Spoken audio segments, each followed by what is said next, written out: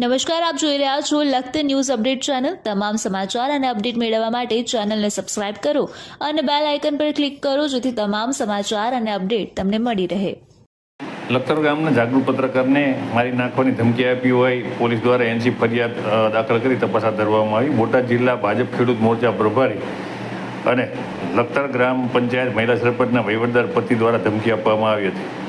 લખતર ગ્રામ પંચાયત મહિલા સરપંચ પતિ દ્વારા લખતર ગામમાં કરવામાં આવેલ ભ્રષ્ટાચારને બહાર લાવનાર અને મહિલા સરપંચની જગ્યાએ તેનો વહીવટદાર પતિ બધા ડોક્યુમેન્ટમાં સહી કરતો હોવાનું સ્ટિંગ ઓપરેશનમાં ગ્રામ પંચાયત સદસ્ય દ્વારા પકડી લેવામાં આવ્યું હતું। આ બાબતે જિલ્લા પંચાયતમાં જિલ્લા વિકાસ અધિકારી દ્વારા સુનાવણી રાખવામાં આવી હતી ત્યારે જાગૃત પત્રકાર દ્વારા નાર્કો ટેસ્ટ કરાવવાનું જણાવતા કમલેશ પટેલ અને ગંગારામ પટેલને ગમ્યું નહોતું। આથી બંને એ ડેપ્યુટી ડીજીઓની ચેમ્બરમાં લિખિત નિવેદન લખાવવા જતા સમયે 200 વીઘા જમીન છે તેને મારી નાખવો છે તેવી ધમકી આપી હતી।